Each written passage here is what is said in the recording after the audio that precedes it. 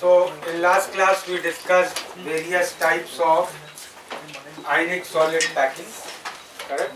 Sodium chloride structure, cesium chloride structure, correct?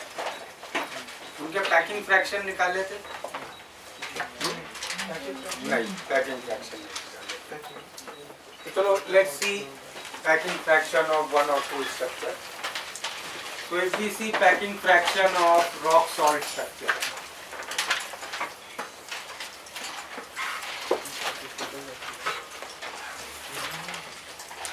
in rock salt structure what was the arrangement? FCC of anions and cations were in octahedral. Unit cell formula was A4B4. Means in one unit cell there were 4 cations and there were 4 anions. So if we calculate the packing fraction here, packing fraction will be 4 into 4 by 3 pi r of anion cube plus 4 into 4 by 3 pi r cation cube.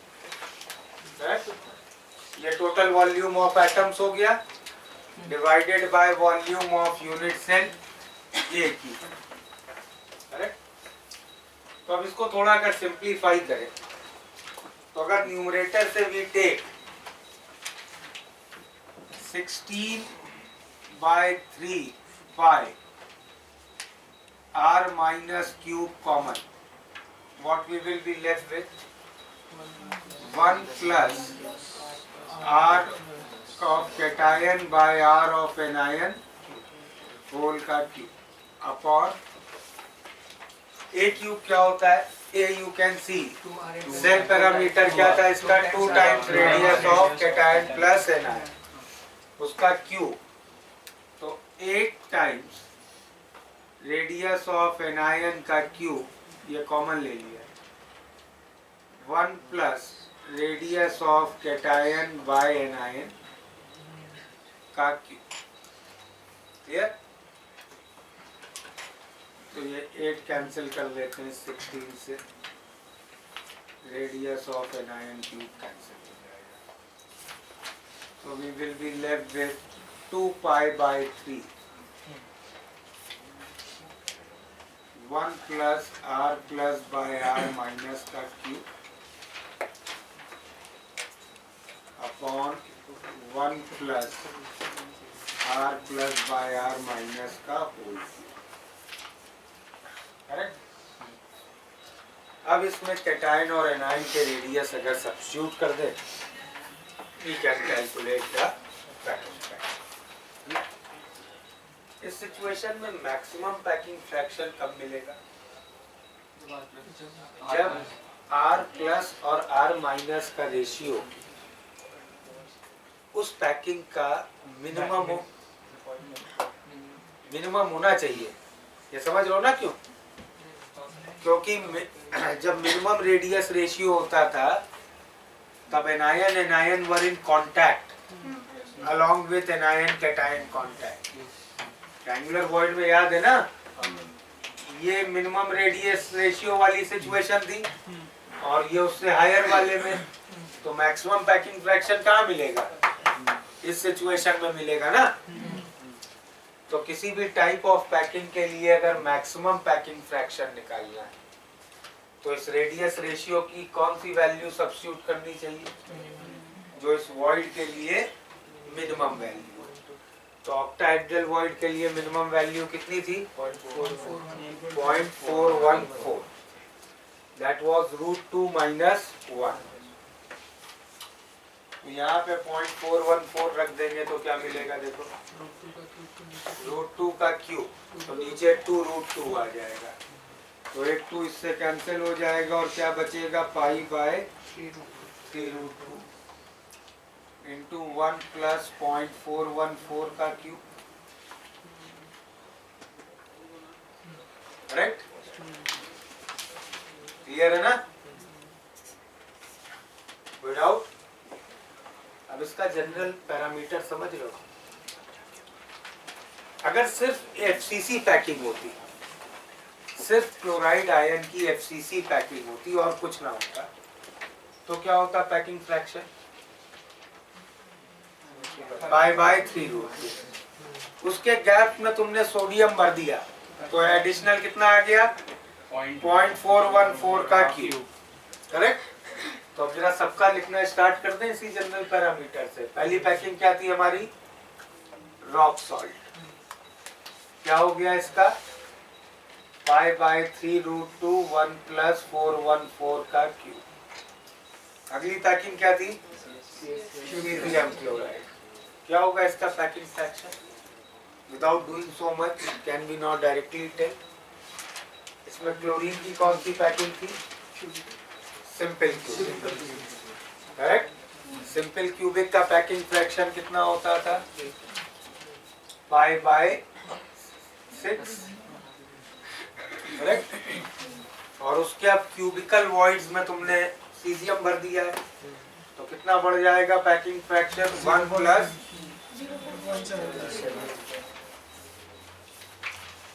Clear है। अगली packing zinc blende FCC π/3√2 1 + 225 cube. अगली packing fluoride calcium की FCC π/3√2 1 + all tetrahedral voids and tetrahedral voids are twice, तो 225 cube तो आएगा tetrahedral void वाला।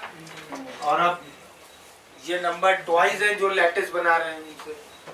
अभी तक जो लोग वॉइड में जा रहे थे उनका नंबर और जो लोग लैटिस बना रहे थे उनका नंबर सेम था। अब जो लोग वॉइड में जा रहे हैं उनका नंबर ट्वाइस है। Na2O exactly same. Rutile HCP π/3√2 1 + जो लोग वॉइड में जा रहे हैं वो हाफ है तो 1 + ½ × 0.414 का क्यूब। कोरंडम π/3√2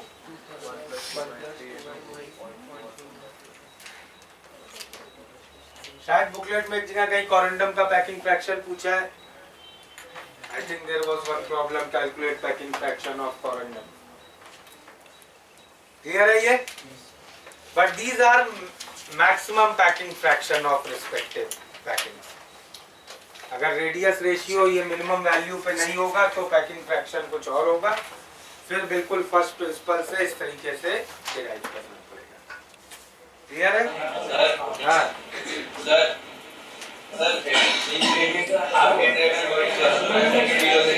हाँ हाफ टेट्राहेड्रल वॉइड्स थे and number of tetrahedral voids were twice,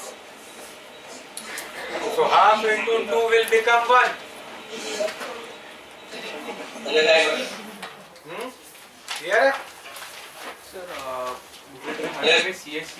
हाँ, बुकलेट में यार हर जगह पे गलती की गई हुई है। सीजियम क्लोराइड को they have mentioned as BCC lattice. That is wrong. Cesium chloride is a BCC type of lattice. It is not BCC lattice. या तो आप उसको बोलोगे सिंपल क्यूबिक लैटिस या बोलोगे BCC type lattice. It is not a BCC lattice. BCC lattice तब कहते हैं जब कॉर्नर और बॉडी सेंटर वाली चीज सेम, तब उसको BCC लैटिस बोलते हैं। सर हम लोग क्यूब रूट कैसे कैलकुलेट करेंगे? से कैलकुलेट करोगे लॉग लेके।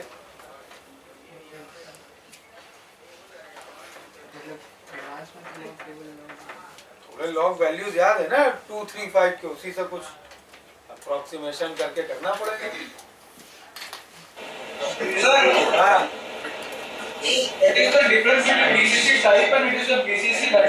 BCC टाइप मतलब कॉर्नर पे एक चीज है उसका रेडियस R1 है बॉडी सेंटर पे एक चीज है, उसका रेडियस R2 है। तो this is BCC type.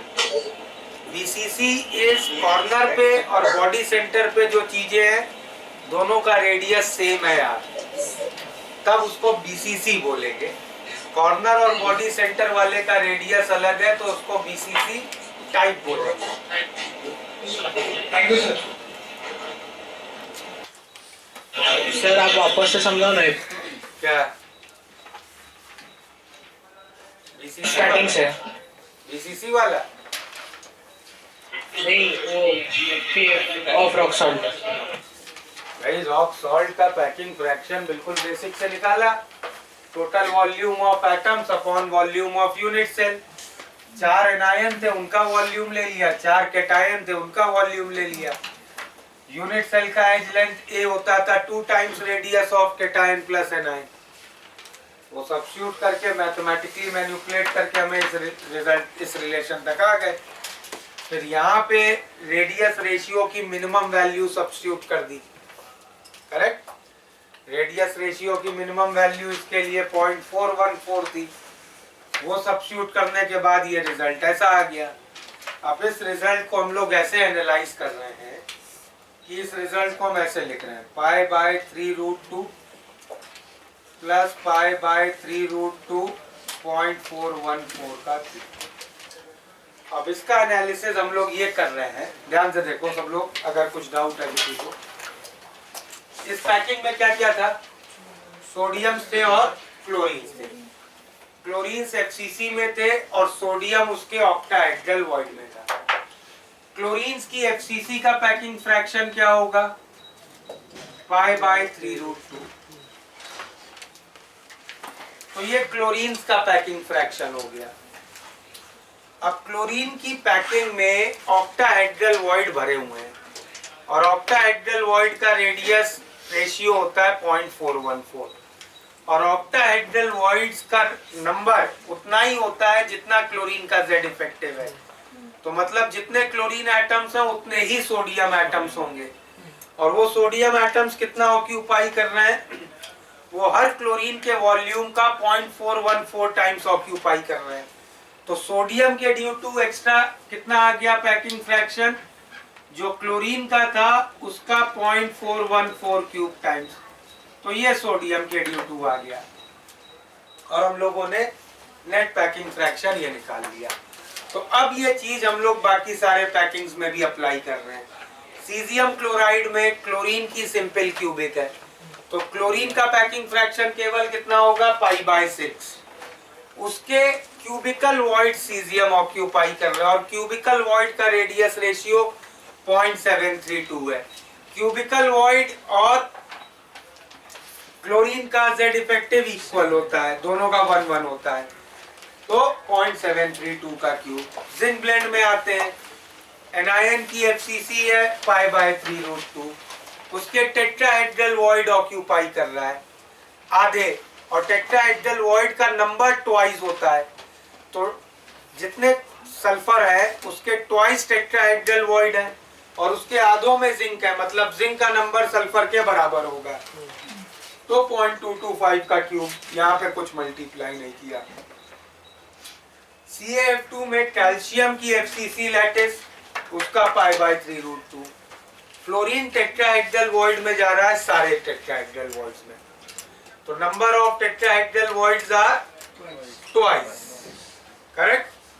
So number of fluorines will be twice number of calcium, तो ये 2 का फैक्टर आ गया और फिर टेट्राहेड्रल वॉइड का रेडियस रेशियो। क्लियर?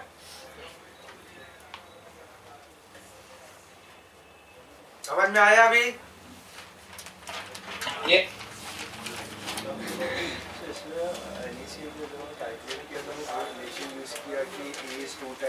वो तो हमेशा वैलिड है, दूसरों के लिए अलग अलग रहेगा तो उससे उनकी पैक, इसलिए तो ये अलग अलग आ रहे हैं, करेक्ट। तुम किसी के लिए भी फर्स्ट प्रिंसिपल से डिराइव करके देख सकते हो, you will end up in the same result. Okay, next thing we can move. Sir हाँ,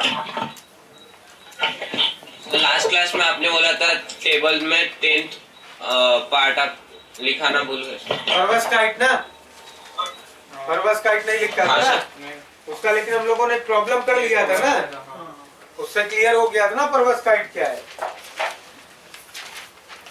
परवस्काइट का प्रॉब्लम किया था। परवस्काइट लिखना हो तो लिख भी लो। Perovskite structure, the representative example is BaTiO3। कोई भी इस टाइप का सॉलिड ये स्ट्रक्चर लेता है, AbO3, where A is a divalent cation, B is a tetravalent cation।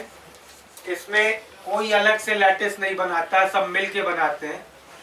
जो डाइवेलेंट कैटायन है that is present at corners of cube. Tetravalent cation is present at body centre and oxygen anion is present at face centre. इसको परवस्काइट structure कहते हैं। तो एक unit cell में ए का effective number 1, B का इफेक्टिव नंबर 1, ओ का इफेक्टिव नंबर 3।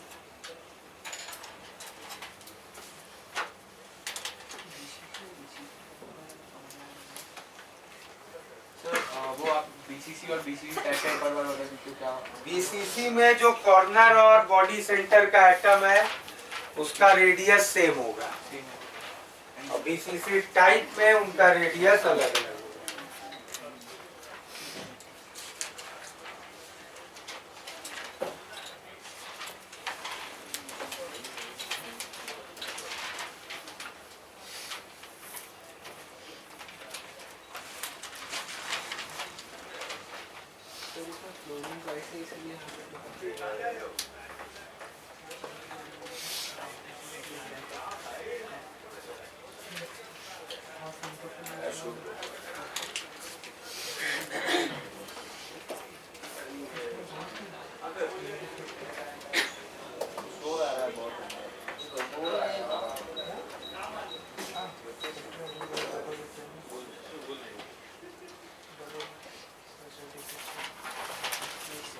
कर लिया note?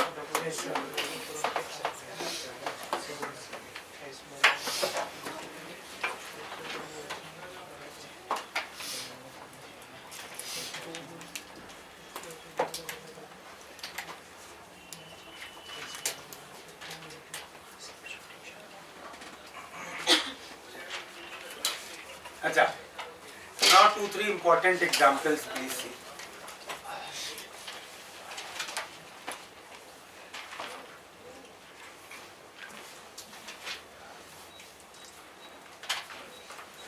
I have several cations and several anions. Okay.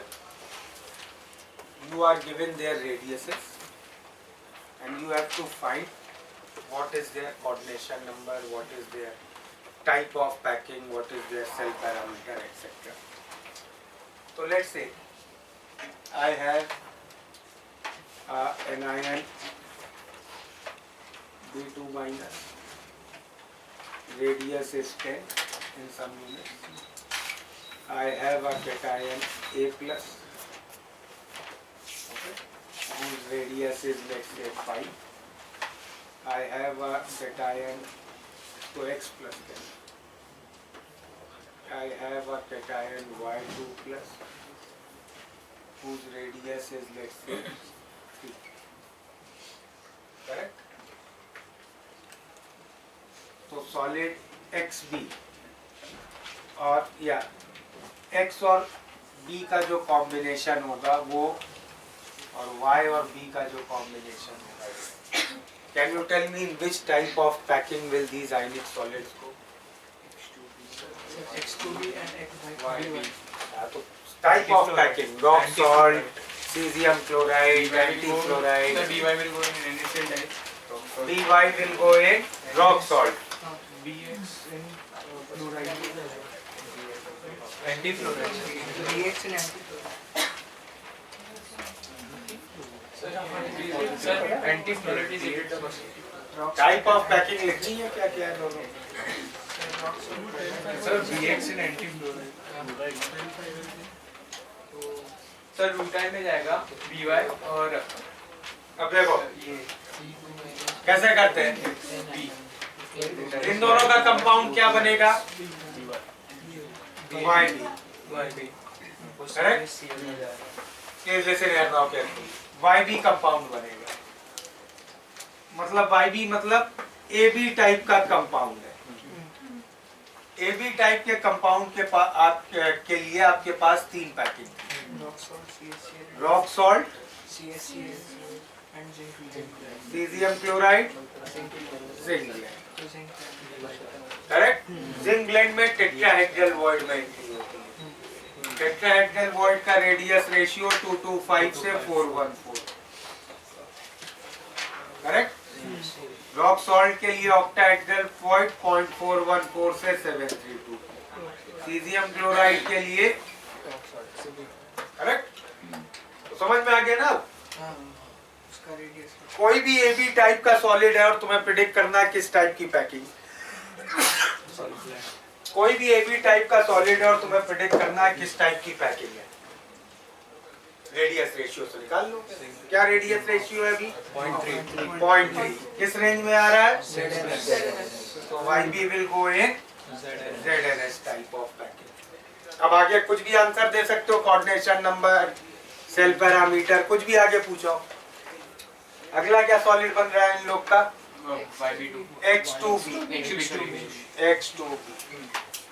X2B type मतलब किस टाइप का सॉलिड है? A2B। इसके लिए आपके पास 2 स्ट्रक्चर है, एंटी फ्लोराइड Na2O और रूटाइल TiO2। एंटी फ्लोराइड में टेट्राहेड्रल वॉइड में एंट्री 225 से 414, रूटाइल में ऑक्टाहेड्रल 414 से 732। करेक्ट? 732 से 0.999 के लिए क्यों नहीं है कोई पैकिंग हमारे पास? अगर 732 से 0.99 के बीच हो गया रेडियस तो हम लोग कौन सी पैकिंग? क्लोराइड भी है ना?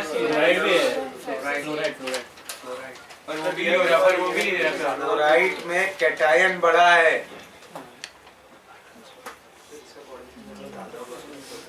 ऐसा कभी हो ही नहीं सकता है। ये एक +2 का कैटायन और +2 का एनायन, जब ऐसे +2 वाले चार्जेस है, एक इसमें से एक आयन -2 का है ना, -2 वाला आयन बहुत बड़ा हो जाता है। करेक्ट? तो you will never get a cation who is comparable radius to a -2 anion। इसलिए कोई सॉलिड है ही नहीं जिसमें 732 से 999 के बीच A2B टाइप रख के इस रेडियस रेशियो में आए। तो अभी हमारी गिवन प्रॉब्लम में वो कहाँ पे जा रहा है? ये 0.5।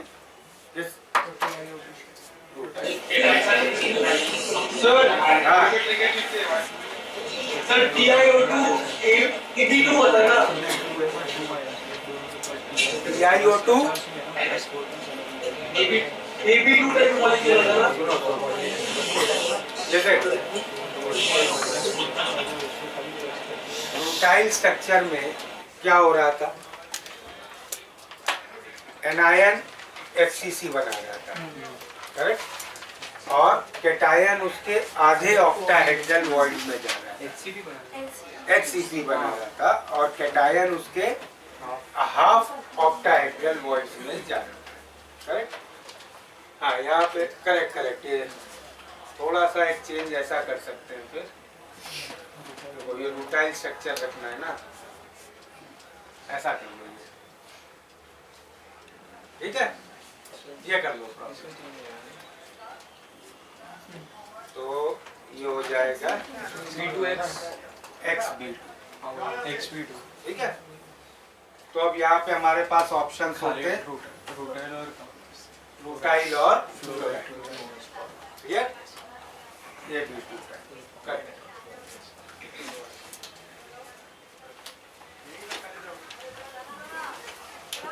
क्लियर है? कैटायन को डबल रखना है ना, कैटायन को हाफ रखना है।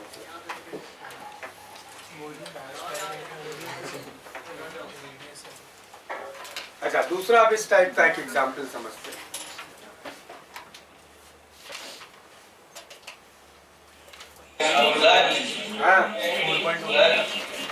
सर आपने A2 का रेशियो है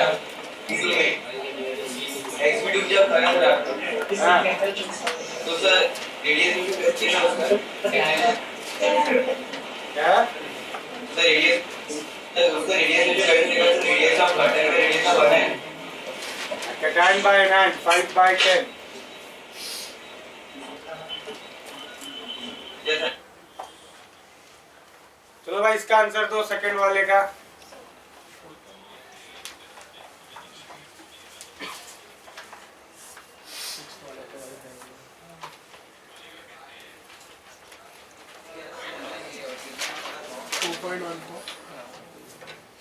ऑक्टाहेड्रल वॉइड में एंट्री करानी है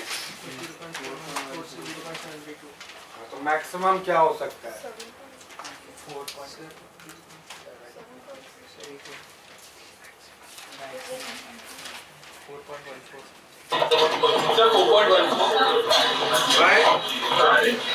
Why not 7.32?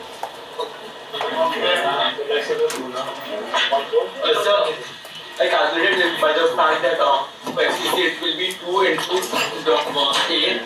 Sorry, A will be equal to 2 into R plus R minus. So we get A from 2 root 2 A equal to 4 into 10. सुनो ऑक्टाहेड्रल ये रेडियस रेशियो रूल किए थे ना 0 से 0.155 तक लीनियर Yes. 0.155 से 225 तक ट्रायंगुलर 225 से 414 तक टेट्राहेड्रल 414 से 732 तक ऑक्टाहेड्रल 732 से 999 तक cubical. Correct? Sir, is the answer for now my question is octahedral void में भेजना है मैक्सिमम रेडियस ऑक्टाहेड्रल वॉइड में क्या जा सकता है? विल इट बी 7.32 और will it be 4.14? Why not 7? FCC का closest packing है। मैक्सिमम पैकिंग फ्रैक्शन नहीं निकालना है, sir coordination maximum radius of Y atom. तो उसके लिए कोऑर्डिनेशन नंबर तो मैक्सिमाइज करना पड़ेगा। कोऑर्डिनेशन नंबर तो इसके बीच हमेशा दिखा ही 6 है, कोऑर्डिनेशन नंबर थोड़ी चेंज होता है। FCC क्लोजेस्ट पैकिंग है तो हाँ उसके लिए मिनिमम होना चाहिए। FCC तो बन गई यार, मतलब तुम लोग क्या कह रहे हो? सोडियम क्लोराइड स्ट्रक्चर में सोडियम का रेडियस मतलब किसी भी कैटायन का रेडियस 4.414 से ज्यादा हो ही नहीं सकता है।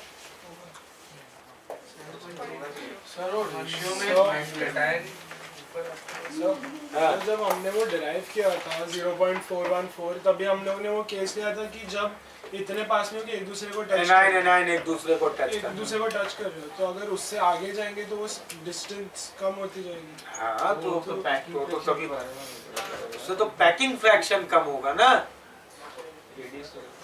रेडियस तो तुम्हारा कैटायन का बढ़ जाएगा। So rather हाँ बोलो। R plus R minus is the radius ratio. Correct. So we have to maximize the R minus. The ratio has to be R plus. We have to maximize R plus. So then it will be 0.732. Now please listen. Answer is 4.14 but nobody has got it from correct logic. Please remember this list you wrote. You remember this was for ionic solids. When ions are there, these are atoms. These are not ions. This is not an ionic solid. Correct? X के atoms की lattice है और उसमें Y के atoms रखे हैं। Correct? जब atoms की लैटिसेस में किसी को जाना है बीच में, अब हम लोगों ने ये 414 से 732 क्यों निकाला था? 414 वो कंडीशन थी जब एनायन एक दूसरे को टच कर रहे थे। उससे बड़ा होगा एनायन का कांटेक्ट छूटेगा, वो दूर जाएंगे तो उनमें रिपल्शन कम होगा, इसलिए सिचुएशन बेटर होती जा रही थी। एटम्स जब एक दूसरे को टच कर रहे हैं तो उनमें रिपल्शन थोड़े ना, वो तो न्यूट्रल स्पीशीज है ना, उनको दूर करोगे तो अनस्टेबिलिटी बढ़ेगी, करेक्ट। तो एटम्स की सिचुएशन में ये चीज बिल्कुल उल्टी हो जाएगी। आयंस की सिचुएशन में जो लोअर लिमिट थी, एटम्स की सिचुएशन में वो अपर लिमिट बन जाएगी। ऑक्टाहेड्रल वॉइड का या ट्रायंगुलर वॉइड से ही ले ले, वो एग्जांपल बोर्ड पे इजीली बन जाता है। ये ट्रायंगुलर वॉइड था। अगर ये आयंस है तो मिनिमम रेडियस कैटायन का क्या होना चाहिए, इतना या इससे बड़ा। अगर ये एटम्स है तो ये एक दूसरे को रिपेल तो कर नहीं रहे, तब ये मैक्सिमम रेडियस होना चाहिए बीच वाली इम्प्योरिटी का, क्योंकि ये इससे बड़ा हुआ तो इनका कांटेक्ट छूटेगा, अट्रैक्शन कम होगा। ये अब एक दूसरे को अट्रैक्ट कर रहे हैं ये तीनों। तो एटम्स की सिचुएशन में यहाँ पे कौन आ सकता है, जिसका मैक्सिमम रेडियस ये हो या इससे छोटा हो। इससे बड़े रेडियस पे वो यहाँ पे अलाउ नहीं करेगा।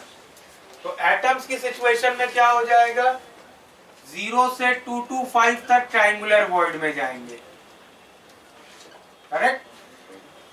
225 से 414 तक टेट्राहेड्रल वॉइड,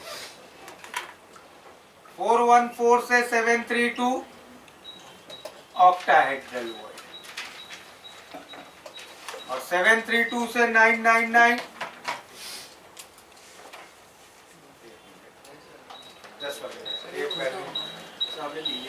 लीनियर नहीं आएगा। टेट्राहेड्रल का खुद का रेडियस था 225, ये देखिए 0 से 0.155 जाएगा ट्रायंगुलर वॉइड, 155 से 225 टेट्राहेड्रल, 225 से 414 ऑक्टाहेड्रल, और 414 से 732 क्यूबिक, करेक्ट। इसके बाद then it will be a closest packing type की सिचुएशन आने लग जाएगी, रेडियसेस विल बिकम कंपेरेबल। तो this list is for ionic solid. जब एक स्मॉलर आयन को तुम्हें बिगर आयन की लैटिस में डालना है। दिस इज फॉर एटम्स, जब एक स्मॉलर एटम को बिगर एटम की लैटिस में डालना है। क्लियर? ओके।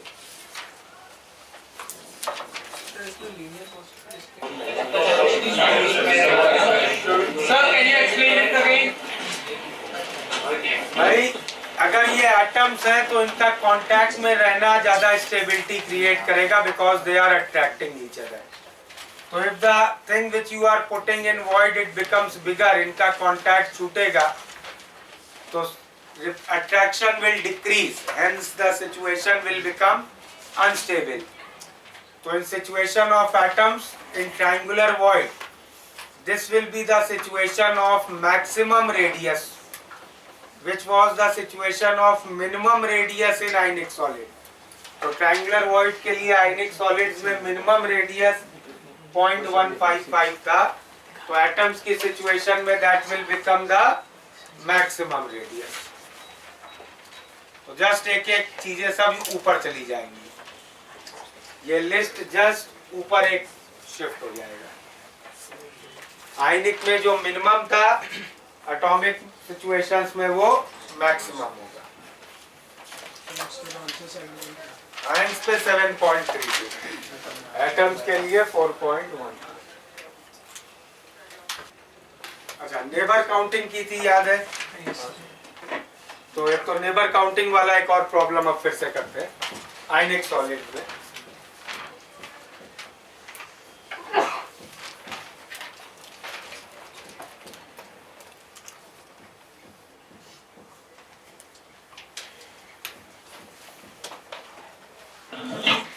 सर, हाँ, सर बुकलेट में PTCl4 2- का स्क्वायर प्लेनर शेप दिया है, हाँ,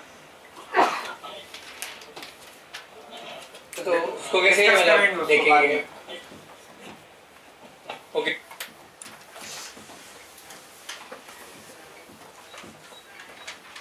चलो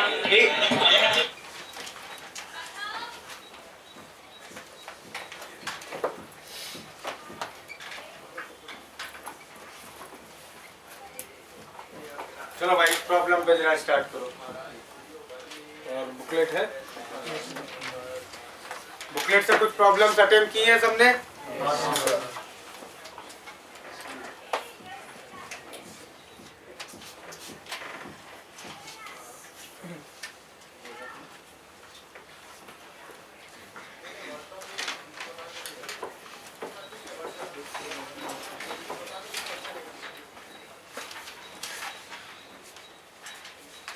और एक विंडो की 2-3 प्रॉब्लम्स डिस्कस कर लेते हैं before we go in defect.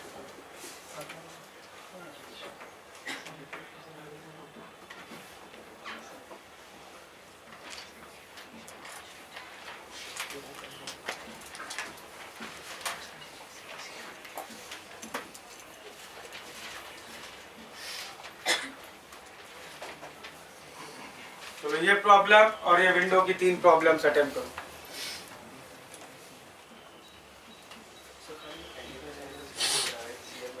सब देखने हैं, उसके नेबर्स सिर्फ डिस्टेंस से होते हैं और सब ऑल्टरनेट होंगे। अगर सोडियम के क्लोजेस्ट नेबर क्लोरीन होंगे तो सेकंड क्लोजेस्ट सोडियम होंगे, फिर थर्ड क्लोजेस्ट क्लोरीन होंगे, and like this you have to see. Okay, so first let's do the nearest neighbor counting in NaCl type of packing. So in NaCl type of packing we know chlorines are making a HCl. So chlorines are at corner and face center, and sodiums are at edge center and body center. So if we take the body center one sodium as our reference और इसके neighbours count करें तो it's closest neighbours are face centres chlorine. So these are its closest neighbors. How many of these chlorines will be there? 6. 6 chlorines at a distance of A by 2. Correct? Second closest neighbors one will be edge center sodium. Correct? So this sodium here will be its second closest neighbor at a distance of A by root 2. And how many such sodiums will be there? 12. So second nearest neighbor 12 sodiums at a distance of root 2 A by 2. Correct? Third closest neighbors will be chlorine at corners. How many such chlorines? 8. 8 chlorines at a distance of root 3 A by 2. Fourth closest neighbors will be दूसरे cube के body centre पे जो sodium है।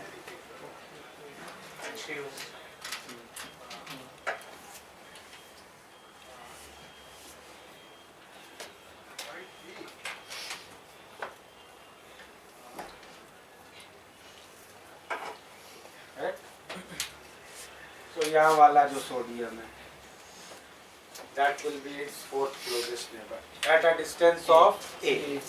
How many such sodiums? 6. So 6 sodiums at a distance of root 4A by 2. Correct? Fifth closest neighbor? दूसरे वाले का face center. Face center chlorine. 5. और ये सिर्फ 4 आएंगे। ये वाला फेस सेंटर ज्यादा दूर है, सिर्फ ये 4 faces. Correct? So how many such? 4 इसमें और इस तरह के 6 क्यूब्स हैं। 24 chlorine at root 5A by 2. Correct? 6th closest neighbors will be this H center sodium. Again 4 in this cube, so total 24 sodium at root 6a by 2, and so on. We can keep on counting. Here we have seen a recurrence of series, correct? इसको note कर लो quickly.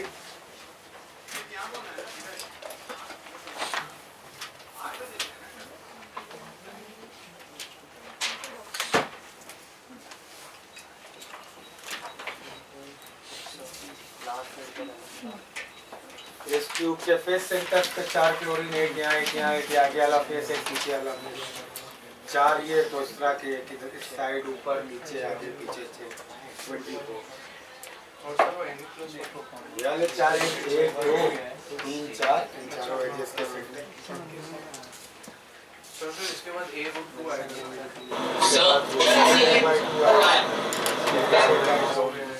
Series बन चुकी है, दिख रहा है clear.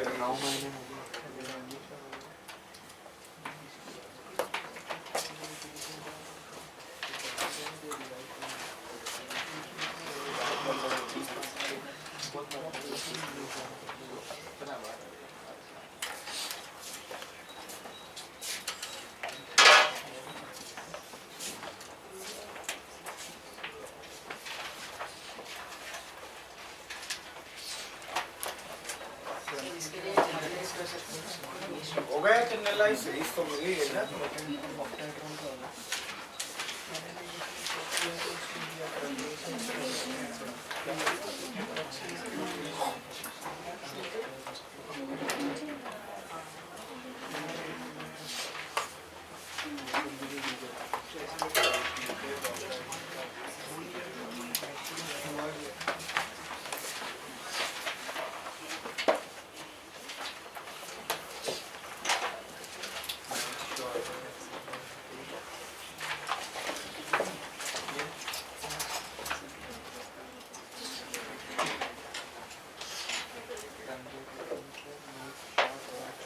Okay, now if suppose we are interested in calculating the electrostatic potential energy of this sodium ion, so how we will do that calculation of electrostatic potential energy for this sodium ion? K इस पे charge है plus ही, इसके nearest neighbours है chlorine, उन पे charge है minus ही, तो minus k e square by distance उनमें है a बाई 2 इंटू रूट 1, और इस तरह के कितने पेयर्स हैं 6। तो अपने नियरेस्ट नेबर्स के साथ तो उनकी इतनी हो जाएगी पोटेंशियल एनर्जी, प्लस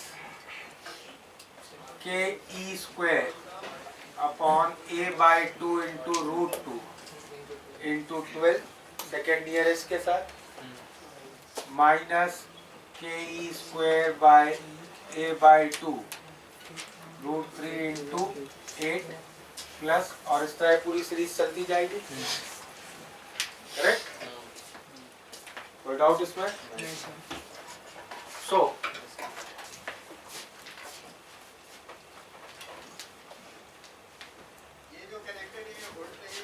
इसमें कॉमन क्या क्या ले सकते हैं? Minus k e square upon a by 2। a by 2 क्या होगा NaCl पैकिंग के लिए? R plus plus R minus, bracket में अब क्या क्या बचेगा? 6 by root 1 minus 12 by root 2 plus 8 by root 3 plus minus 6 by root 4 and so on, correct? अब ये जो ब्रैकेट में चीज लिखी है इसमें सब ये न्यूमरेटर्स क्या है? Number of first closest neighbour, number of second closest neighbour, number of third closest neighbour and so on. अब कोई भी आयनिक सॉलिड अगर NaCl टाइप ऑफ पैकिंग में, तो ये नंबर्स तो सेम ही रहेंगे ना। और डिनोमिनेटर में क्या है हर एक टर्म की? एक A/2 का कितना फैक्टर पे वो है? अगेन NaCl टाइप की पैकिंग में कोई भी आयनिक सॉलिड हो उसके लिए ये टर्म चेंज हो सकती है, radius of cation anion A change हो सकता है, लेकिन ये फैक्टर्स तो सेम ही रहेंगे, करेक्ट? तो NaCl टाइप ऑफ पैकिंग में NaCl टाइप में कोई भी आयनिक सॉलिड हो, ये ब्रैकेट के अंदर वाली टर्म सेम ही रहेगी सबके लिए। This we call for any ionic solid as Madelung's constant. किसी भी आयनिक सॉलिड के लिए तो अब NaCl टाइप ऑफ पैकिंग के जितने भी सॉलिड्स होंगे उनका Madelung's कांस्टेंट सेम होगा, सीजियम क्लोराइड वाले जितने होंगे उनका सेम होगा, NaCl वाला और सीजियम क्लोराइड वाला अब डिफरेंट होगा। तो क्या हो गई हमारी पूरी potential energy? Minus ke² upon r plus r minus into Madelung's constant. ये एक सोडियम आयन की पोटेंशियल एनर्जी। तो पर मोल ये पोटेंशियल एनर्जी हम लोग कैसे लिख सकते हैं? Multiplied by Avogadro's number. अब इसको कैसे जनरलाइज कर ले? माइनस के ई स्क्वायर, ये कैसे आ रहा था? प्लस ई माइनस ई करके ना, charge on cation and anion, minus sign तो यहाँ ले लिया है, so then I can write this as mod of charge on cation into mod of charge on anion, correct? Upon radius of cation plus radius of anion into Avogadro's number into Madelung's constant। ये पर मोल electrostatic potential energy होगी। और एक आयनिक solid की potential energy क्या होती है? उसकी लैटिस एनर्जी। ये अपने को मिल गया लैटिस एनर्जी का फॉर्मूला किसी भी आयनिक सॉलिड के लिए, correct? So now from this parameters what we can say, lattice energy किन किन फैक्टर्स पे डिपेंड करती है? Lattice energy will be directly proportional to product of modes of charge on cation and anion. It will be inversely proportional to radius of cation plus radius of anion. It will be directly proportional to the type of packet. Madelung's constant, correct?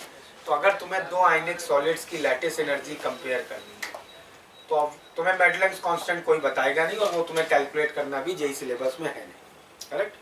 तो what you should know कि अगर तुम्हें कभी भी दो ionic solids की lattice energy compare करनी है तो you will only be comparing those ionic solids which are in same type of packing.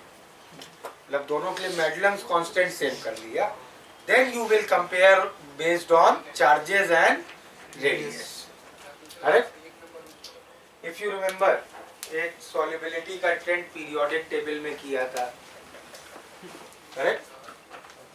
Calcium sulphate, barium sulphate, इनमें कौन ज्यादा सॉल्युबल है वाटर में versus calcium chloride, barium chloride, कौन ज्यादा सॉल्युबल है?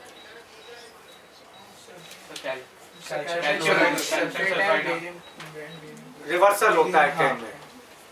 कब होता था ट्रेंड का रिवर्सल? जब एक एनायन बहुत बड़ी साइज का, उसमें क्यों होता था reversal? Now it should be clear to you.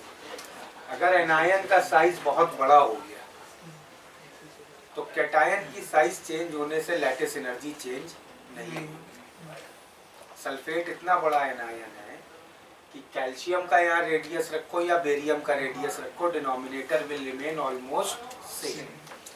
तो कैल्शियम सल्फेट और बेरियम सल्फेट की lattice energy will be almost same, but calcium chloride, barium chloride करेंगे तो barium is a bigger ion, तो बेरियम के लिए डिनोमिनेटर बड़ा हो जाएगा, इसलिए बेरियम क्लोराइड की lattice energy will be lesser in magnitude as compare to calcium chloride, but calcium sulphate, barium sulphate will be almost same. Next ये window वाले 2-3 प्रॉब्लम्स पे आ जाते हैं। ये थोड़े अलग टाइप के प्रॉब्लम्स हैं, इसलिए I wanted to discuss them. ये रब कर ले, नोट कर लिया ये बात?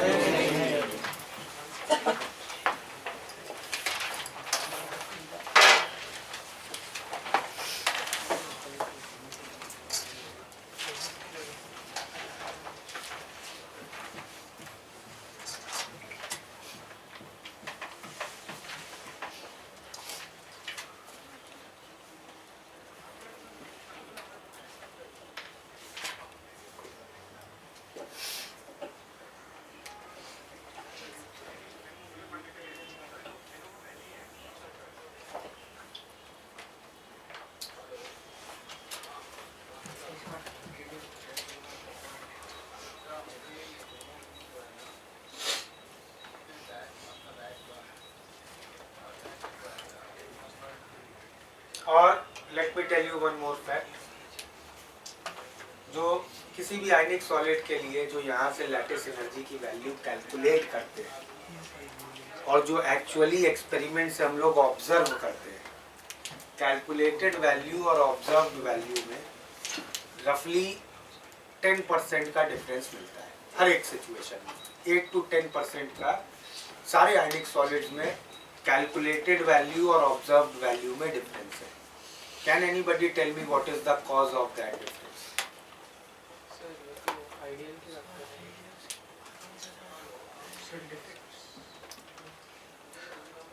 डिफेक्ट्स की वजह, देखो डिफेक्ट्स अभी जो हम लोग करने वाले हैं ना, डिफेक्ट्स क्या होता है, 1 लाख में 1 होता है। डिफेक्ट्स की वजह से 10% का डिफरेंस नहीं आ सकता है। 10% का डिफरेंस मतलब 1 out of 10, correct? Defects are 1 out of 1 lakh. Can anybody tell me what can be the cause of a 10% difference in calculated and observed values of lattice energy? Ionic radius he use कर रहा हूँ ना यहाँ। The reason of 10% difference is attributed to Fajans rule. We are assuming these are hard spheres. Fajans rule से polarisability हुई है, थोड़ा सा कोवेलेंट नेचर भी आया है आयनिक बॉन्ड में। एनायन पोलराइज होके थोड़ा कैटायन के इलेक्ट्रॉन क्लाउड से मर्ज हुआ है और उसमें कोवेलेंट नेचर भी लाया है, correct? So that 10% is difference is due to slight covalent nature in ionic bonds. Because you know we can never have a 100% ionic bond. And this calculation is done by treating them as 100% ionic.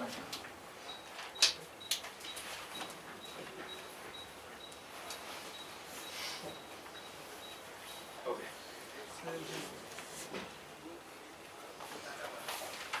Now we know first problem.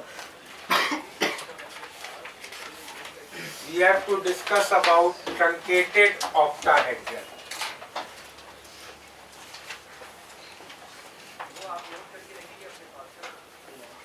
What do we mean by that? Octahedral shape कैसी होती थी? If you remember, square by pyramid, correct? एक square base पे pyramid ऊपर और नीचे. So what will be that general shape if we try to draw?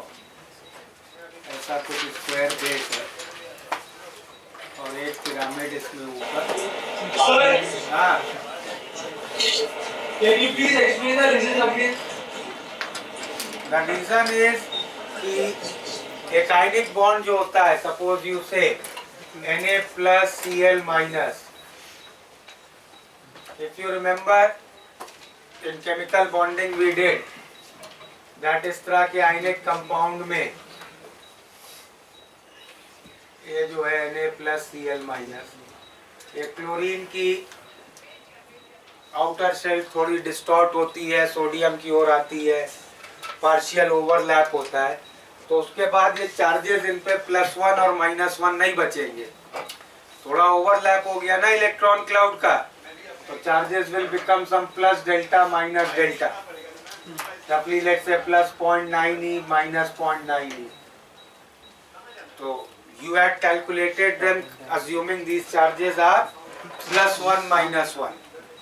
But due to Fajans rule, due to slight covalent character, the charges are now not plus 1 and minus 1. Okay. Coming back to this discussion.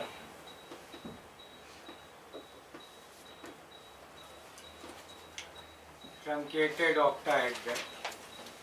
So a truncated octahedral will be, पहले octahedral will be somewhat of this shape. Square में एक pyramid ऊपर एक pyramid नीचे। इस octahedral में कितने faces हैं? 8। What is shape of each face? Equilateral triangle. How many corners here? 6। At each corner, how many triangles are meeting? 4. At each triangle, at each corner, है ना? Truncated shape means आप किसी भी चीज के कॉर्नर्स को flat कर दीजिए। मतलब ये जो कॉर्नर है, यहाँ से इसको ऐसे कट करके फ्लैट कर दीजिए। क्लियर? Every corner. तो कितने कॉर्नर से? 6। तो 6 कॉर्नर्स को आप फ्लैट कर दीजिए। तो ये जो ट्रायंगुलर फेस था, इस ट्रायंगल का हर कॉर्नर इसका ऑक्टाहेड्रल का कॉर्नर था। तुमने सब जगह से फ्लैट कर दिया इसको, मतलब ऐसे ऐसे कट कर दिया, तो क्या बन गया? हेक्सागन। तो each triangle in this will be converted to hexagon. तो पहले कितने ट्रायंगुलर फेसेस थे? 8। अब कितने हेक्सागोनल फेसेस हो जाएंगे? 8। और जहाँ कॉर्नर पे कट किया वहां कैसा फेस, वहां कैसी शेप बनेगी? स्क्वायर। तो अब ये जो ट्रंकेटेड ऑक्टाहेड्रल बना, इसमें कितने फेसेस हैं टोटल? 14। 14 में 8 are hexagonal and 6 are square. Clear? तो हमें प्रॉब्लम में क्या पूछा था? Number of hexagonal faces in truncated octahedral 8 हो जाएंगे। All the 8 triangular faces will become hexagonal because each corner will be truncated.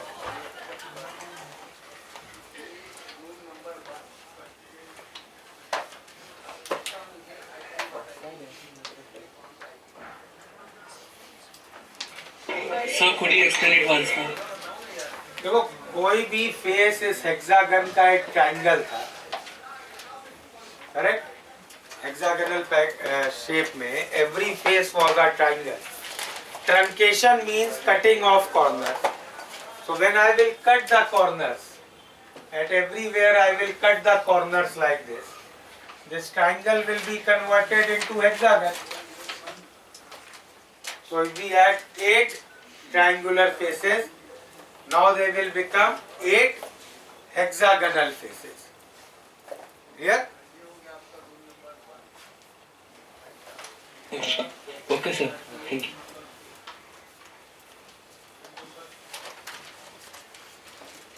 Ninth problem.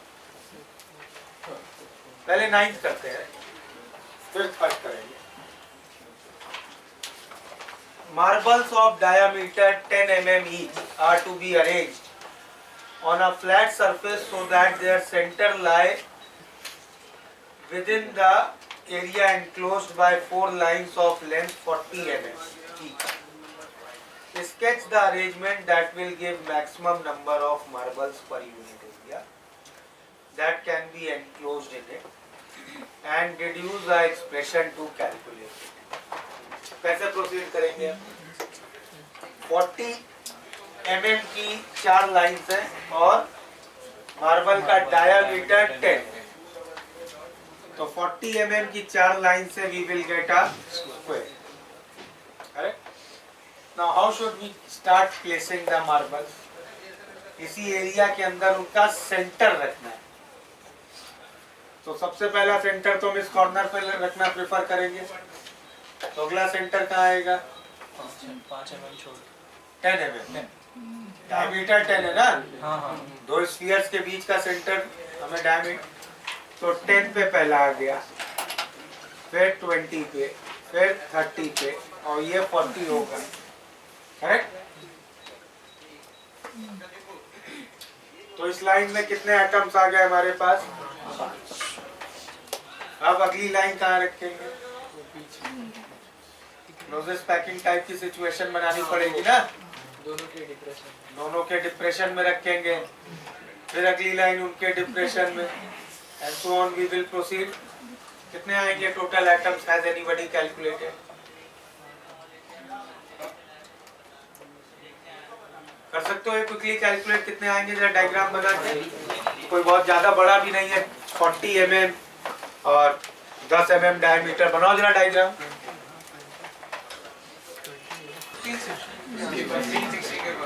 15, 16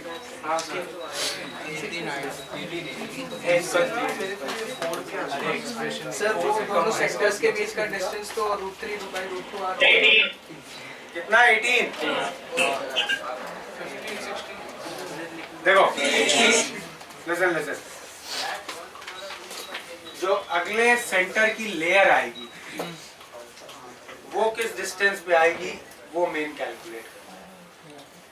तो इफ यू रिमेम्बर, ये हम लोग पैकिंग कैसे करते थे, ये 2 एटम है, अगला तीसरा एटम यहाँ आता था, करेक्ट? तो हमें ये डिस्टेंस निकालना है, करेक्ट? ये हाइट कितनी है, करेक्ट? और ये डिस्टेंस हमें मालूम है 2r है, ये 2r का इक्विलेटरल है, तो बेसिकली हमें ये डिस्टेंस निकालना है। कितना होगा वो? ये 10 है ना, 10 डायमीटर, और ये एंगल 30, तो 10 cos 30, 5√3. 5√3 will be roughly how much? 8.65. तो अगर ये 0 पे है y कोऑर्डिनेट, तो अगले सेंटर की लेयर्स आएगी 8.65 पे, उसके अगले सेंटर्स की लेयर आएगी, कितना होगा ट्वाइस इसका? 17.3, फिर अगली 25.9 ऐसे रखी है, तो फिर दूसरी लेयर में वापस हम लोग ऊपर फर्स्ट लेयर में पैटर्न, तो डिस्टेंस आपने उसका डबल टिक किया। हाँ ठीक है कितना आएगा? 25.95 25.95। अगला फोर्थ लेयर 34.6 34.6, अगला 43, वो बाहर चली जाएगी, करेक्ट? तो इस लेयर में कितने एटम्स आए? 5, इसमें 4 आए, करेक्ट? फिर इसमें 5,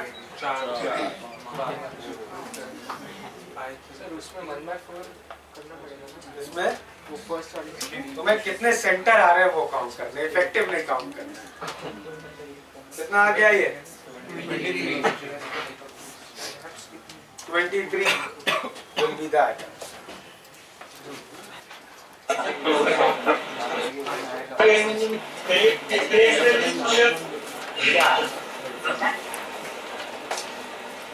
अच्छा, just one minute. कोई भी जो क्लोजेस्ट पैकिंग होती है, उसकी जो हम लोगों ने, if you remember, closest packing में एक लेयर बनाई थी ना। पहली लेयर में हम लोगों ने 7 एटम्स देखे थे हेक्सागन के फॉर्म में। These were the 7 atoms, और ये हेक्सागन था, करेक्ट? इस हेक्सागन के अंदर, हेक्सागन की बाउंड्री के अंदर इफेक्टिवली कितने एटम्स हैं? 3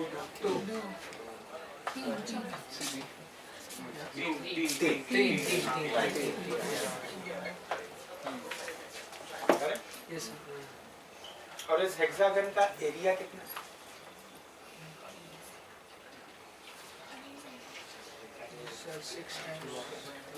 साइड ए अगर मान ले तो 6 times √3/4 a square, and a was 2r, तो 4r स्क्वायर,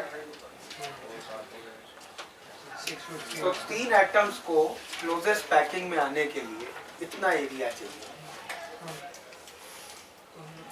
तो पर एटम कितना एरिया चाहिए? 2√3r². This is our concept of third problem. Third problem में क्या हो रहा है? थर्ड प्रॉब्लम में हम लोग सिल्वर एटम्स को एक लेयर पे लगाते हैं, ठीक है? और सरफेस एरिया है 10⁻⁻². Explain this again, please. Sir, can you please explain this again? Hexagon का एरिया है 6 × √3/4 × 4r². और हेक्सागन में इफेक्टिवली 3 एटम्स आ रहे हैं. एक ये एटम और इन सब का 1/3. तो पर एटम क्लोजेस्ट पैकिंग में एरिया कितना ऑक्यूपाई हो रहा है? 2√3r². Correct? That is 3.46r². Here. Now, when we are spreading silver atoms on a layer, and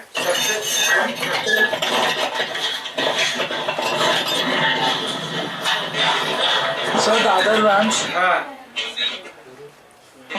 Sir, why can't we take FCC?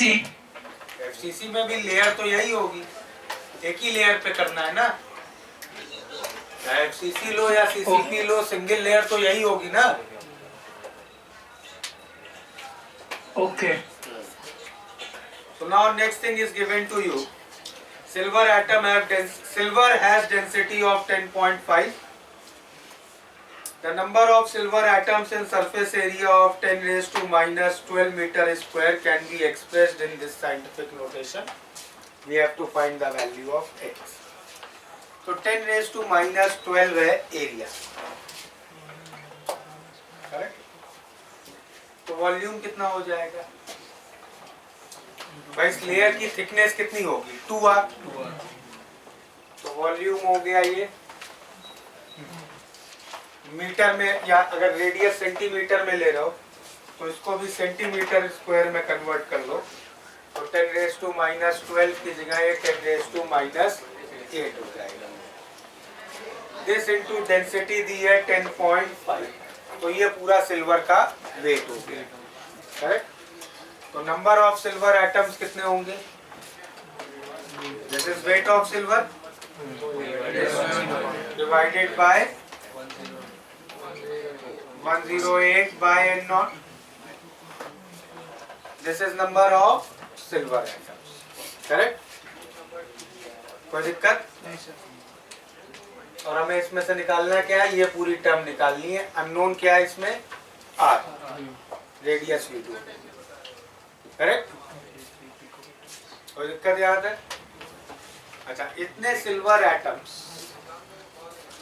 कितना एरिया? Excuse me, sir. हाँ. So can you please explain the left side? This is the area into height. ये volume हो गया.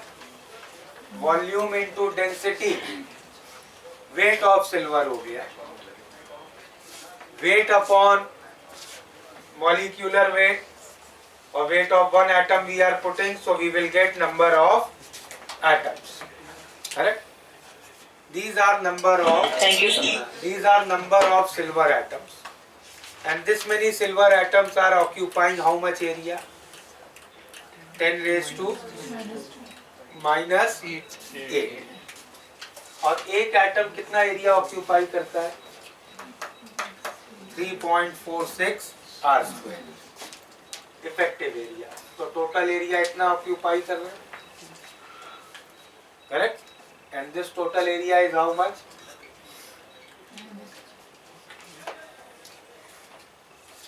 Clear? और number of atoms क्या थे? हमें ये चीज निकालनी है, और हमें यहाँ से r का एक्सप्रेशन मिल गया. वो r कैलकुलेट करके इसमें सब्स्टिट्यूट कर देंगे, you will get the answer. तो ना अब ये कैलकुलेशन कैसे करेंगे वो भी थोड़ा, क्योंकि इसमें देखो तुमसे फाइनल आंसर नहीं पूछा है, 10 की पावर पूछी है साइंटिफिक नोटेशन में, तो नौ इस पूरी चीज को रीअरेंज करके कैसे लिख सकते हैं? ये 10⁸ कैंसिल कर सकते हैं, क्या बन जाएगी equation? 2 × 10.5 × 3.46 r³ is equal to 108 और यहाँ पे एवोगैड्रो नंबर 6 × 10⁻20। करेक्ट? तो r³ कितना मिल जाएगा यहाँ से? 108 बाय 6 × 2 × 10.5 × 3.46 × 10⁻23 का क्यूब। क्लियर? और हमें निकालना है टोटली फाइनली फिर ये। करेक्ट? तो इसमें r की वैल्यू सब्स्टिट्यूट करें तो क्या हो जाएगा? Number of atoms 10⁻⁻8 × 2 × 10.5 × 6 × 10⁻23 upon 108। Clear? और ये r की वैल्यू 108 बाय 6 × 2 × 10.5 × 3.46 10⁻⁻23 का क्यूब। ये पूरी चीज कैलकुलेट करनी है। How can we do this calculation? पहले तो उसको क्यूब करके अंदर ले चलो। क्लियर?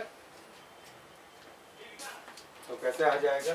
सर ऐसा कर सकते हैं ना सर, नीचे वाले में सर उसमें से सर 12 लाइन का 108 तो वो नहीं, सब एक साथ अब करेंगे पूरी कैलकुलेशन। पहले तो 10⁻⁻20 प्लस 23 और -8 कितना हो जाएगा? प्लस 15। प्लस 15 का क्यूब अंदर लेंगे तो 108 पहले से था 10⁻⁻23 10⁻45। और क्या क्या जाएगा अब क्यूब के साथ अंदर? 2 cube 10.5 cube 6 cube upon 108 cube और फिर क्या क्या अंदर या 6 2 10.5 3.46 इस पूरी चीज का क्यूब। करेक्ट? तो ये 108 कैंसिल हो गया, यहाँ स्क्वायर आ गया, ये 10.5 गया, यहाँ स्क्वायर आ गया, 2 गया, ये स्क्वायर हो गया, 6 स्क्वायर हो गया और 10⁻⁻2 ये टोटल हो गया 45 minus 23 20।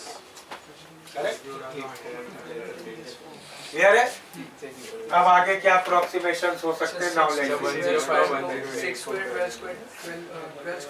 12 स्क्वायर और ये 12 ये 9 है तो 12 9 जा तो ये पूरा कैंसिल होके कितना हो जाएगा? 9 स्क्वायर नीचे ना 81 और इधर है एक 10.5 का स्क्वायर और इधर है एक ये 3.46।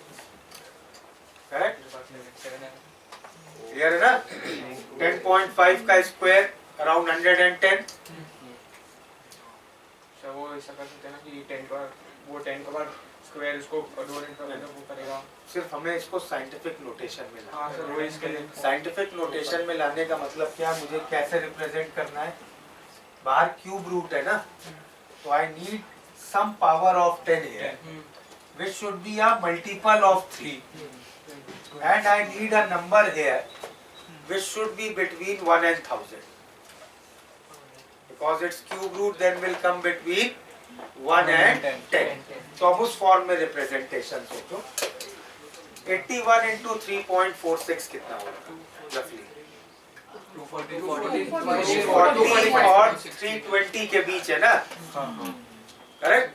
और ऑलमोस्ट हाफ पे ही है 3.5 तो रफली 280 के आसपास की वैल्यू है ये और ये है 120।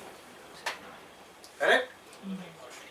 तो एक 10 की पावर इधर कर दो 1200 by 280 that will come a number between 1 and 1000 और ये 10 की पावर कितनी बच जाएगी फिर? 21। उसका cube root will be 7। Our answer will become 7. Here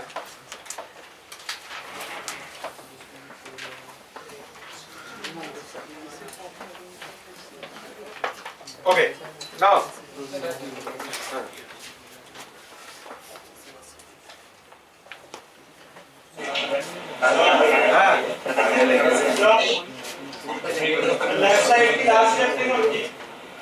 left side में लास्ट स्टेप ये आर की वैल्यू वापस इसमें सब्स्टिट्यूट की because this entire thing was number of silver atoms, यही कैलकुलेट करना था ना। तो आर की वैल्यू जो निकाली है सेकेंड लास्ट स्टेप में वो उतने पार्ट में वापस फिर सब्स्टिट्यूट की।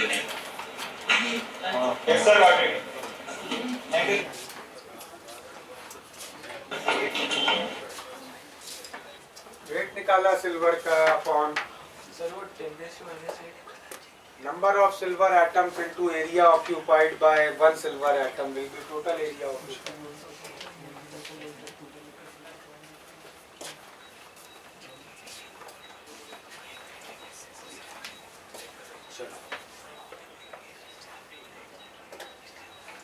So please wait.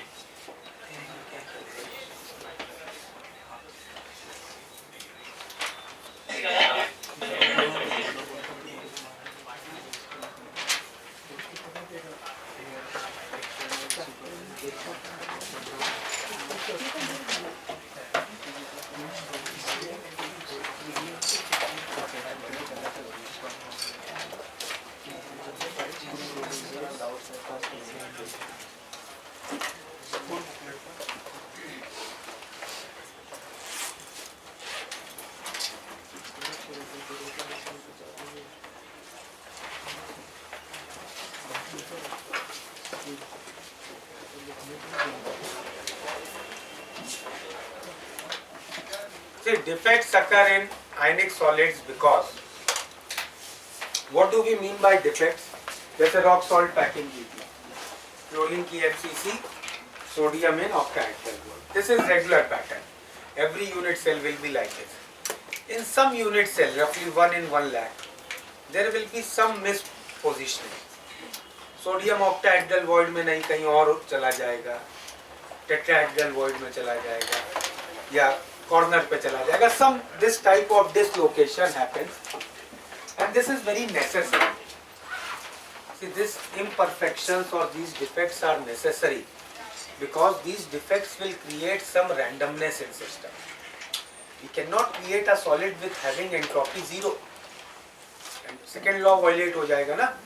Entropy can only be 0 at 0 Kelvin. So at any temperature above 0 Kelvin there has to be some entropy.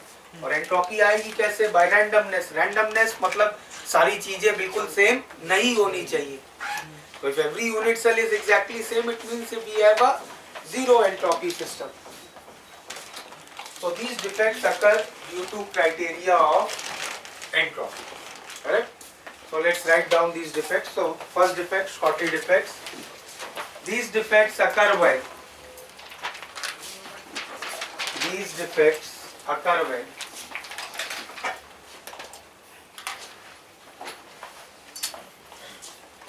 both cation and anion. These defects occur when both cation and anion go missing from their lattice locations. Go missing from their lattice locations. Sir, repeat. These defects occur when both cation and anion go missing from their lattice location in stoichiometric ratio.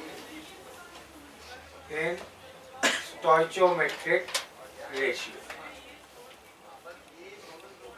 Okay?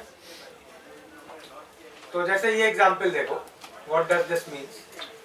मान लो ये आयनिक solid की एक lattice है, alternate cations and anions, मतलब cations and anions are in a ratio of 1:1. Correct?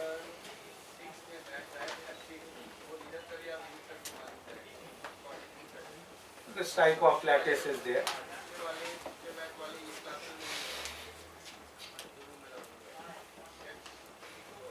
Infinite lattice in every direction.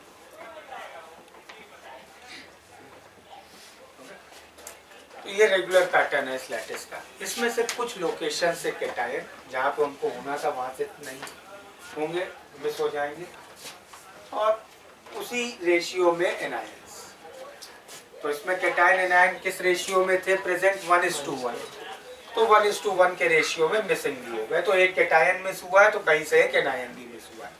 जरूरी नहीं है कि सेम यूनिट सेल से मिस हो, correct? So this type of defect is called as Schottky defect. तो इससे क्या इस आयनिक सॉलिड का एम्पिरिकल फॉर्मूला बदलेगा? नहीं, क्योंकि कैटायन एनायन उसी रेशियो में मिस हो रहे हैं जिसमें वो प्रेजेंट थे। इससे उसकी डेंसिटी बदलेगी, ये डेंसिटी कम हो जाएगी। तो let's write down these defects do not change the empirical formula of solid. These defects do not change the empirical formula of solid and hence are called as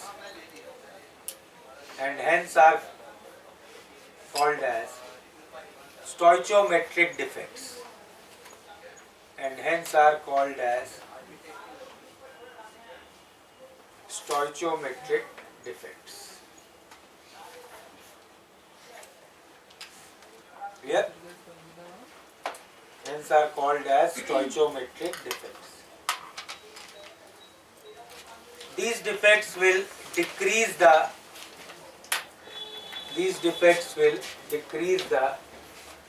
density of ionic solid. These defects will decrease the density of ionic solid.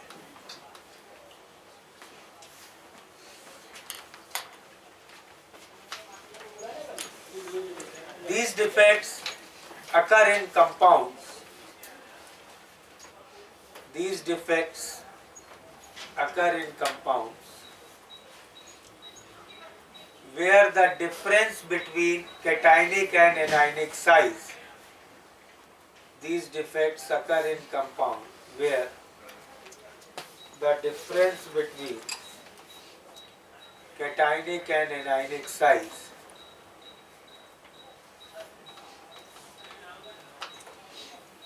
is not very large.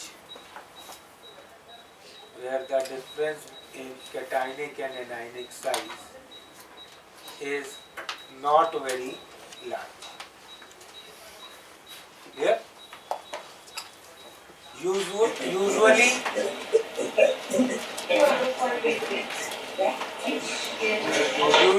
these defects are found in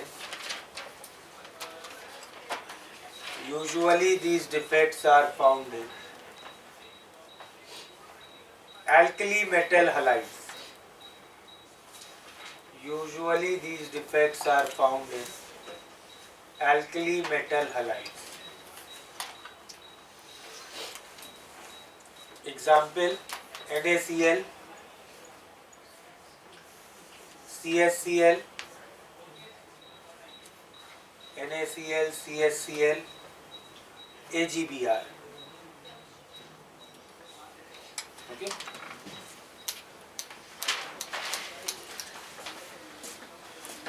Second defect we can write are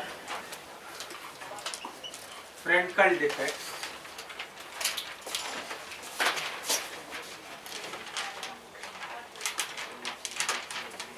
Frenkel defects. These defects occur when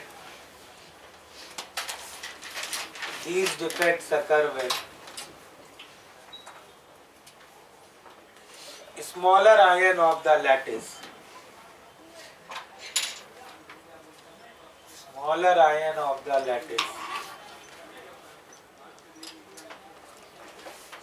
leaves its normal location.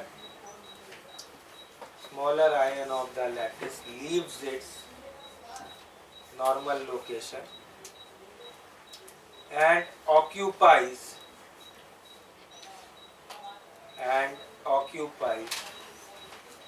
some other location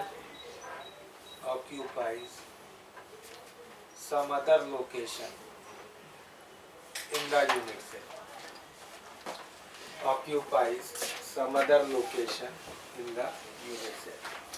तो suppose ये example लेते हैं, मान लो इसमें cation छोटा है, तो ये कैटायन जिसको यहाँ प्रेजेंट होना था अपनी ये लोकेशन छोड़ के सम अदर एम्प्टी लोकेशन में वो मूव कर जाता है, correct.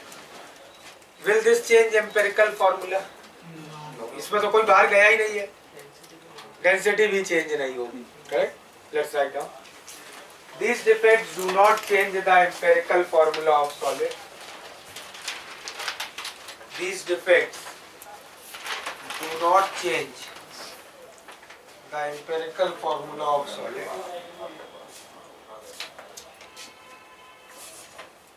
and hence are stoichiometric defects. And hence are stoichiometric defects. They will not change the density of solid. They will not change the density of solid.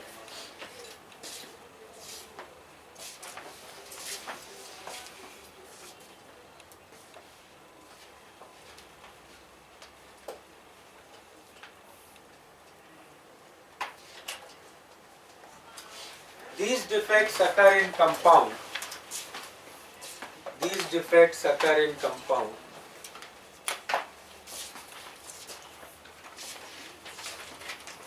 where the difference between cationic and anionic size is large. These defects occur in compounds where the difference in cationic and anionic size is large. Usually these defects are found in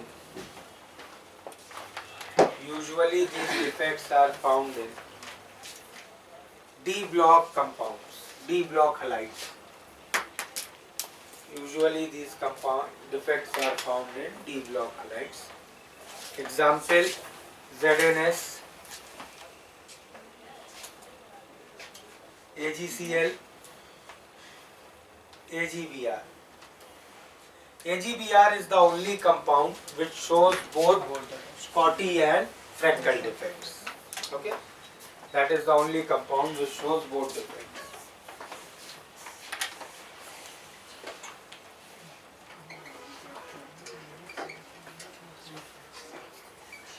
Metal, third defect. Sir, wait, sir.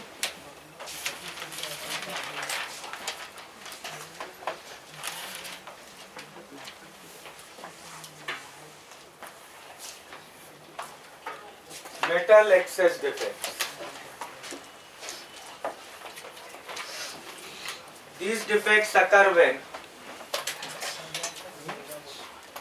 metal excess defects. These defects occur when some of the anions go missing from their location. These defects occur when some of the anions go missing from their location. तो इसमें अब केवल anion जा रहे हैं, केवल anion जाएंगे तो एम्पिरिकल फॉर्मूला तो चेंज होगी, करेक्ट। ये एनायन ये दो एनायन चले गए, कैटायन कहीं नहीं गया, तो एम्पिरिकल फॉर्मूला है चेंज। NaCl की लैटिस है,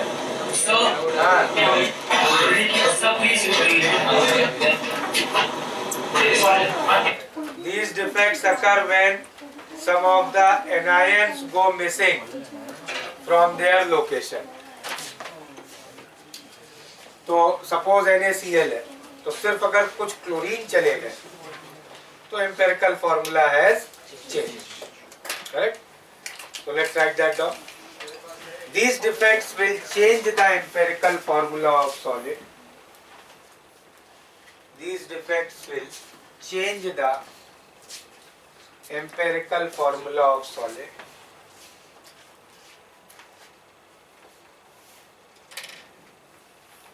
And hence are non-stoichiometric defects. And hence are non-stoichiometric defects. These will decrease the density of solid. these defects will decrease density of solid.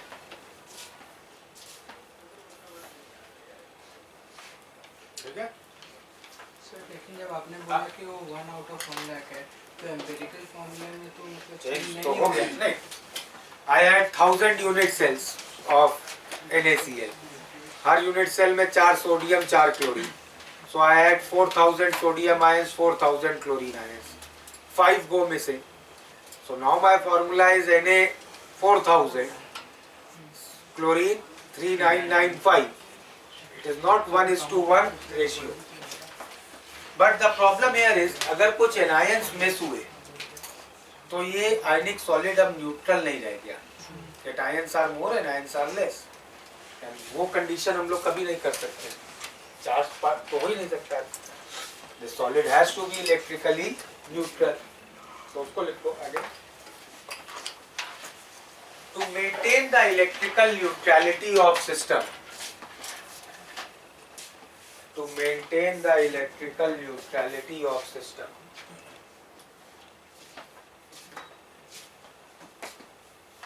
The outgoing anion. To maintain the electrical neutrality of system. The outgoing anion leaves behind its electron. भाई वो ion के form में तो बाहर जा ही नहीं पाएगा. उसको बाहर जाना तो एटम के फॉर्म में जाना पड़ेगा. Sir, can you repeat, please? To maintain the electrical neutrality of system, the outgoing anion leaves behind its electron, which is surrounded by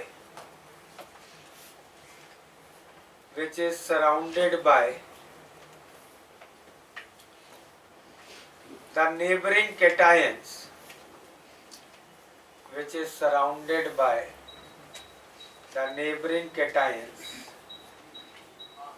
and trapped in the location of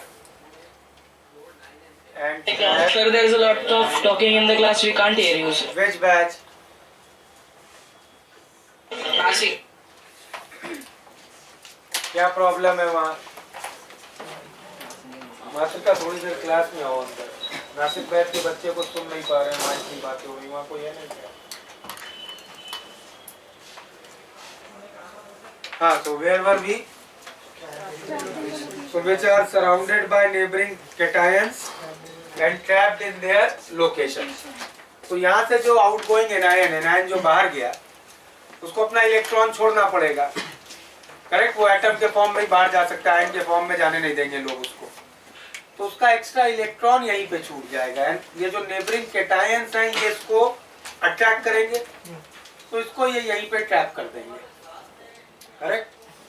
अब ये जो electron है जब neighbouring cations इसको attract करेंगे, मतलब इस पे कुछ फोर्स लगाएंगे, और ये तो फ्री इलेक्ट्रॉन है, इसका तो वेव नेचर है, तो इस पे श्रोडिंगर इक्वेशंस लग के इसके कुछ एनर्जी लेवल्स बनेंगे.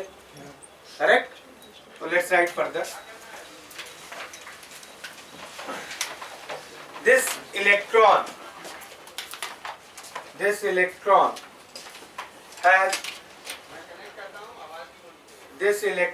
has certain quantized energy levels. This electron has certain quantized energy levels due to the neighboring cations. This electron has certain quantized energy levels due to the neighboring. Sir, could you repeat? I will repeat. Sir, Nasik was disconnected. Can you repeat, please? Nasik was disconnected because you are not able, मतलब इतनी talking कर रहे हो, बातें हो रही हैं, तो बाकी बैचेस भी फिर डिस्टर्ब हो रहे थे ना. तो if you want to hear without talking, then I will repeat once again. To maintain the electrical neutrality of system, the outgoing anion leaves behind its electron, which is surrounded by neighboring cations and trapped in the location of anion. this electron has certain quantized energy levels. This electron has certain quantized energy levels due to the neighboring cations, between which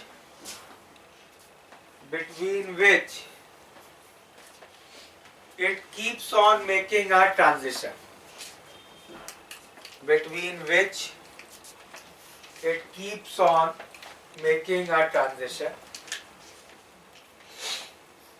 And hence emitting out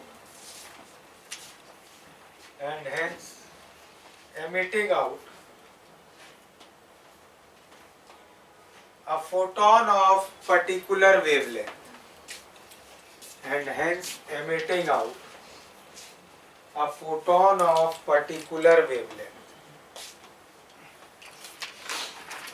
And thus imparting a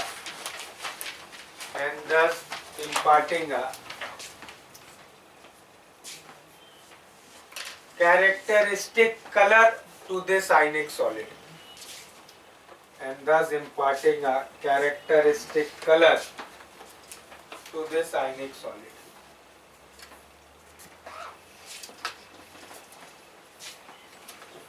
Therefore, these defects are also called as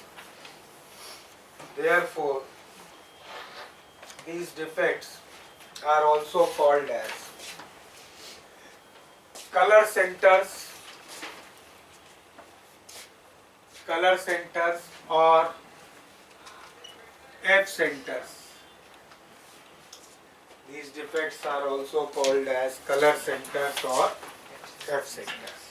Clear? तो flame test में जितने colour दिखते हैं ना आयनिक solid के, the reason is metal excess defect. And last, let's write down metal deficiency defect.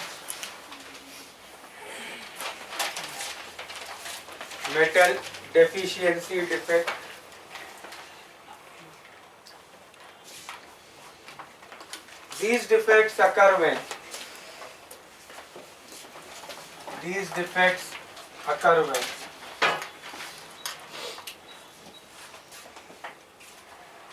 some of the cations go missing from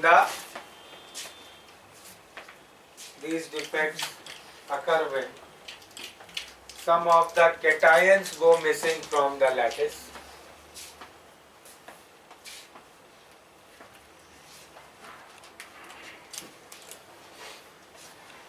These defects will change the empirical formula of solid.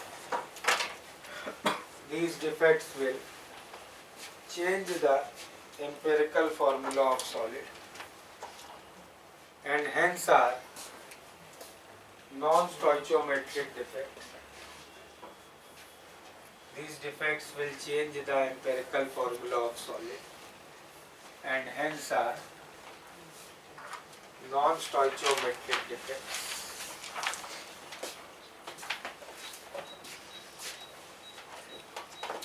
They will decrease the density of solid.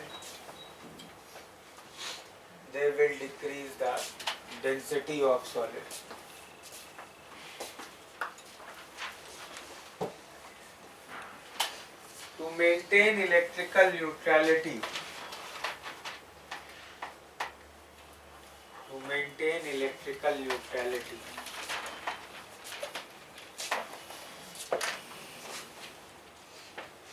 some of the cations left in the lattice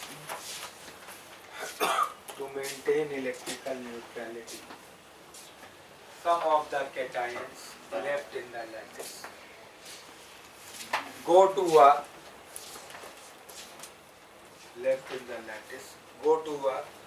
higher oxidation state.